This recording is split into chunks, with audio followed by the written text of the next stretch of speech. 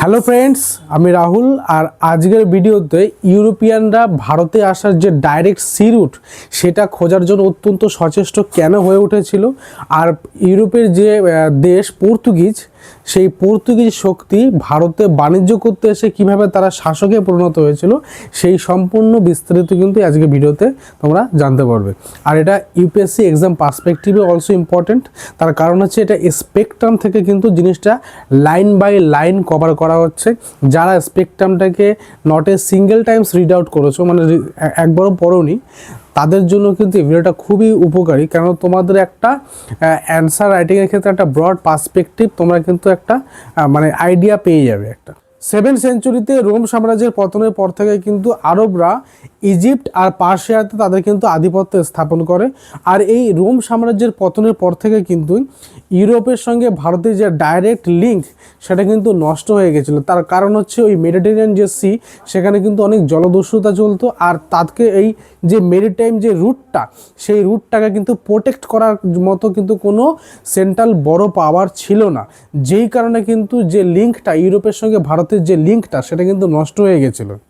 আর যার কারণে ভারতীয় যে কমোডিটিস, যেটা ইউরোপের যে মার্কেটে সেখানে কিন্তু অত্যন্ত চাহিদা ছিল, বিশেষ করে মশলা, সিল্ক, তারপরে অত্যন্ত প্রিসিয়াস স্টোন, যেইগুলো কিন্তু গভীরভাবে এফেক্ট হয়ে গেছিলো, মানে তার সাপ্লাই জায়গাটা কিন্তু গভীরভাবে এফেক্ট হয়ে গেছিলো। ইন্ডিয়ান যারা মার্চেন্ডাইজ ছিলেন তারা কিন্তু ইউরোপের যে মার্কেট, সেই মার্কেটের অ্যাক্সেস পেতেন কিন্তু আরব মুসলিম ইন্টারমিডিয়ারিসের সহযোগিতায়, মানে মধ্যস্থতাকারী হিসাবে আরবরা কিন্তু কাজ করতো। তবেই কিন্তু ভারতীয় যারা আর কি তোমার বিজনেসম্যান ছিল বা ব্যবসাদার লোক ছিল, তারা কিন্তু ইউরোপের যে বাজার, সেই বাজারে কিন্তু অ্যাক্সেস পেতেন। আর রেড সি ট্রেড রুট, এই যে জলপথটা, সেটা কিন্তু যে পার্শ্ববর্তী যে মুসলিম দেশগুলো আছে তারা কিন্তু ভীষণভাবে ওই রুটটাকে কন্ট্রোল করতো, ওই মেরিটাইম রুটটাকে কন্ট্রোল করতো। যেই কারণে ওখান থেকে কিন্তু তারা ভীষণভাবে কিন্তু রেভিনিউ আদায় করতো, ওই রেড সি ট্রেড রুটটাকে কন্ট্রোল করে আদায় করতো রেভিনিউ। আর স্থলপথে ভারতে আসার যে রাস্তা, সেটাও কিন্তু আরবরা অত্যন্ত ভীষণভাবে কন্ট্রোল করতো। তার মানে কি, ভারতের যে বাজার, সেই বাজারটা যদি অ্যাক্সেস পেতে চায় ইউরোপিয়ানরা, বা ভারতীয়রাও যদি ইউরোপের বাজারে অ্যাক্সেস পেতে চায়, তাহলে কিন্তু ওই আরব যে ইন্টারমিডিয়ারিস তাদের কিন্তু সহযোগিতা মানে তোমাকে আসতেই হবে, কারণ আদার্স কোনো রুট ছিল না। আর যেই কারণে কিন্তু আরবরা সেই সুযোগটা নিয়ে কিন্তু ভীষণভাবে কিন্তু রেভিনিউ আদায় করতো, সেটা জলপথে বা স্থলপথে যে কোনো জায়গা দিয়ে হোক না কেন। তাই এই পরিস্থিতিতে কিন্তু ভারতে আসার যে ডাইরেক্ট সি রুট, সেটা আবিষ্কার করাটা অত্যন্ত জরুরি হয়ে পড়ে ইউরোপিয়ানদের কাছে। আর এই কারণে তারা মরিয়া হয়ে উঠেছিল যে ভারতের আসার ডাইরেক্ট সি রুট কীভাবে তারা আবিষ্কার করবে। আর এই প্রচেষ্টায় কিন্তু আগামী দিনে ভারতের একটা বৈদেশিক শক্তির আগমনের রাস্তা খুলে দেয়, আর যেটা পরবর্তীকালে কিন্তু ভারতের শাসনভার কিন্তু বৈদেশিক শক্তির হাতে আস্তে আস্তে চলে যায়। ভাস্কো দা গামা 1498 খ্রিস্টাব্দে 3খানা জাহাজ নিয়ে কিন্তু কালিকট বন্দরে আসেন। আর এই ভাস্কো দা গামার আগমন কিন্তু ভারতের ইতিহাসকে গভীরভাবে প্রভাবিত করেছিল। তার কারণ হচ্ছে ভারতে আসার যে ডাইরেক্ট জলপথ, সেটা কিন্তু ভাস্কো দা গামা আগমনের পর থেকে কিন্তু ইউরোপিয়ানদের কাছে কিন্তু খুলে যায়। আর এই ভাস্কো দা গামাকে তৎকালীন যে কালিকটের হিন্দু শাসক জামোরিন ছিলেন, তিনি কিন্তু অত্যন্ত ফ্রেন্ডলি রিসেপশন দিয়েছিলেন আরবদের আপত্তি থাকা সত্ত্বেও। আরবদের মালাবার যে কোস্ট, সেই মালাবার কোস্টে কিন্তু অত্যন্ত মানে সমৃদ্ধশালী একটা ব্যবসা গড়ে উঠেছিল। আর এই আরবরা যেই কারণেই চায়নি যে পর্তুগিজদের কোনো রকম ফুটপ্রিন্ট বা তারা ভারতের মাটিতে পা রাখুক বা ভারতে ব্যবসা করুক, কারণ হচ্ছে আরবরা তাহলে তাদের কম্পিটিটর হয়ে যাবে। যেটা আরবরা মধ্যস্থতা করতো ভারতের পণ্য নিয়ে ইউরোপের মার্কেটে নিয়ে যাওয়ার জন্য, সেই অ্যাক্সেসটা কিন্তু তখন আর থাকবে না, সেটা কিন্তু নষ্ট হয়ে যাবে। আর যেই কারণেই কিন্তু আরবরা তীব্র ঈর্ষা ছিল পর্তুগিজদের উপর। শতাব্দী ধরে ভারত মহাসাগরের যে ট্রেডিং সিস্টেম ছিল, সেই ট্রেডিং সিস্টেমে কিন্তু বহু পার্টিসিপেন্ট ছিল। ভারতীয়রা ছিল, তারপরে তোমার চাইনিজরা ছিল, আফ্রিকানরা ছিল, আরবরা ছিল, আরও বহু পার্টিসিপেন্ট ছিল। কিন্তু তাদের কেউই কিন্তু একচ্ছত্রভাবে প্রভাব খাটাতে চায়নি, বা তারা কখনোই কিন্তু শাসকের ভূমিকায় অবতীর্ণ হতে চায়নি। তারা চেয়েছিল লাভের আশায়, অর্থাৎ বাণিজ্যই করতে চেয়েছিল। কিন্তু শুধুমাত্র ব্যতিক্রম হচ্ছে কিন্তু পর্তুগিজরা। আর এই পর্তুগিজরা চেয়েছিল কিন্তু একচেটিয়া বাণিজ্য করতে, বিশেষ করে তাদের যে স্পেশাল কম্পিটিটর আরবদের সরিয়ে দিতে চেয়েছিল তারা। ভাস্কো দা গামা ভারতে ছিল 3 মাস, আর 3 মাস পরে ভাস্কো দা গামা যখন তার নিজের দেশে মানে পর্তুগালে ফেরত গেল, তখন কিন্তু সে তার সাথে কিন্তু 3খানা জাহাজ ভর্তি করে কিন্তু ভারতীয় যে কমোডিটিস তারা সেগুলো কিন্তু নিয়ে গেছিল, আর সেইগুলো ইউরোপে কিন্তু অত্যন্ত চড়া হারে মানে প্রফিটে সে কিন্তু বিক্রি করেছিল। আর এইটা দেখে যে ইউরোপের যে বাকি যে প্রফিট মেকিং বা মার্চেন্ট যেগুলো যারা আছেন, তারা কিন্তু সেই সময় ভারতে ডাইরেক্ট মানে ভারতের সঙ্গে ডাইরেক্ট বিজনেস করার জন্য আগ্রহী হয়ে ওঠে, ভারতে আসার জন্য কিন্তু তারা অত্যন্ত আগ্রহী হয়ে ওঠে।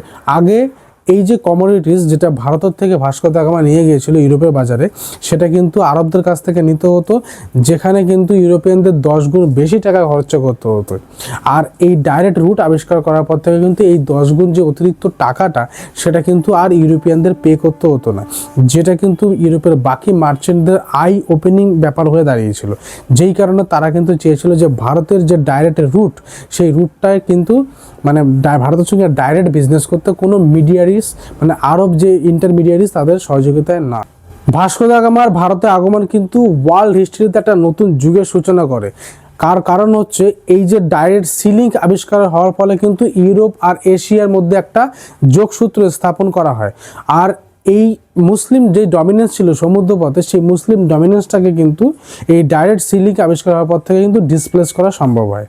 1500 খ্রিস্টাব্দে আরেকজন পর্তুগিজ পেড্রো আলভারেজ ক্যাব্রাল তিনি কিন্তু ভারতের উদ্দেশ্যে যাত্রা শুরু করেন, এবং তার ভারতে আসার মেন উদ্দেশ্য ছিল কিন্তু ভারতের যে মশলা সেটা কিন্তু ট্রেডিং করা। আর তিনি আলাপ আলোচনার মাধ্যমে কিন্তু একটা দুর্গ কিন্তু স্থাপন করেন, কিন্তু পরবর্তীকালে সেই দুর্গ কিন্তু লোকাল যারা ছিলেন তারা কিন্তু অ্যাটাক করেছিলেন, এবং বহু পর্তুগিজ এই কারণে কিন্তু মারা যায়। আর এরই রিট্যালিয়েশন হিসাবে মানে এর যে প্রতিক্রিয়া হিসাবে কিন্তু পর্তুগিজ যারা তিনি যে ক্যাব্রাল তিনি কি করেছিলেন, তিনি যে কালিকট বন্দরের যে আরব যে শিপগুলো ছিল, সেই শিপগুলো কিন্তু বহু শিপ ছিল, সেই শিপগুলোকে কিন্তু সিজ করেছিলেন। আর তার যে ক্রু মেম্বার ছিল প্রায় 100-র মতো, তাদের প্রত্যেককে কিন্তু এই ক্যাব্রাল হত্যা করে। আর গোটা কালিকট যে বন্দর, সেই বন্দরে কিন্তু বোমবার্ডমেন্ট করেন এই ক্যাব্রাল। আর পরবর্তীকালে কিন্তু তিনি যে লোকাল যে রুলার্স কোচিন আর ক্যানানোর, এই লোকাল রুলারদের সঙ্গে কিন্তু একটা অ্যাডভান্টেজিয়াস ট্রিটি মানে লাভজনক একটা চুক্তি করতে কিন্তু সক্ষম হয়। ভাস্কো দা গামা 1501 খ্রিস্টাব্দে তিনি আবার ভারতে আসেন এবং ক্যানানোরে একটা ট্রেডিং ফ্যাক্টরি সেট করেন। আর ধীরে ধীরে কিন্তু কোচিন, ক্যানানোর আর কালিকট এই যে 3টি জায়গা, সেখানে কিন্তু পর্তুগিজদের একটা স্ট্রং হোল্ড গড়ে ওঠে। এই যে বন্দর, তারপরে এই যে ফ্যাক্টরি আর এই যে ট্রেডিং অ্যাক্টিভিটি পর্তুগিজদের, এইগুলো রক্ষার অজুহাতে পর্তুগিজরা কিন্তু এই যে সেন্টারগুলো সেগুলো কিন্তু ফোর্টিফাই করার কিন্তু একটা পারমিশন পেয়ে যায়। আর এই ফোর্টিফাই করার অর্থ হচ্ছে সেখানে কিন্তু সেনা মজুত করা বা প্রয়োজনীয় যে অল ডিফেন্স মেকানিজম সেটা কিন্তু আপ টু ডেট রাখা, যাতে করে কোনো অ্যাটাক হলে সেটাকে ফুল স্কেলে কিন্তু ডিফিট করা যায়। পর্তুগাল 1505 খ্রিস্টাব্দে একজন গভর্নর ফ্রান্সিসকো ডি আলমেইডাকে ভারতে 3 বছরের জন্য গভর্নর হিসেবে নিয়োগ করে, এবং তাকে অর্ডার দেওয়া হয় তিনি যেন ভারতে পর্তুগিজদের যে অবস্থান সেটা আরও স্ট্রং আর যে দুর্গগুলো সেগুলোকে আরও মজবুত করে তোলেন।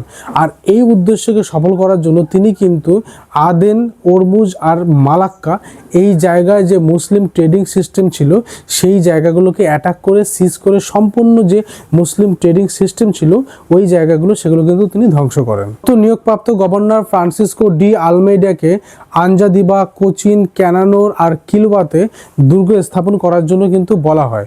আর মার্চেন্ট অফ ভেনিস মানে ভেনিসের যারা মার্চেন্ট ছিলেন তাদের যে লাক্রেটিভ বিজনেস ছিল মানে অত্যন্ত লাভজনক যে ব্যবসা ছিল, সেই ব্যবসাটা কিন্তু থ্রেট ছিল পর্তুগিজদের দিক থেকে। মার্চেন্ট অফ ভেনিসদের অনুপ্রেরণায় ইজিপ্টিয়ানরা কিন্তু এই পর্তুগিজদের বিরুদ্ধে কিন্তু একটা ফ্লিট রেইজ করে।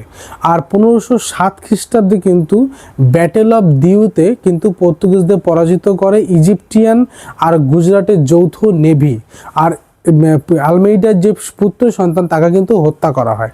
আর এরই প্রতিশোধ নেওয়ার জন্য কিন্তু ফ্রান্সিসকো ডি আলমেইডা পরের বছরই কিন্তু এই যে দুখানা যে নেভি মানে গুজরাটের নেভি আর হচ্ছে ইজিপ্টিয়ান যে নেভি, এই দুটো নেভিকে কিন্তু সম্পূর্ণভাবে ধ্বংস করে দিয়েছিল ফ্রান্সিসকো ডি আলমেইডা। আর তার মেন উদ্দেশ্য ছিল যে ভারত মহাসাগরে পর্তুগিজদের 1 নম্বর বানানো, মানে পর্তুগিজদের উপরে যেন আর কেউ না থাকে ভারত মহাসাগরে, মানে পর্তুগিজরা হবে ভারত মহাসাগরে সর্বেসর্বা। আর তার যে নীতি ছিল সেটা হচ্ছে ব্লু ওয়াটার পলিসি, যেটা অত্যন্ত ফেমাস।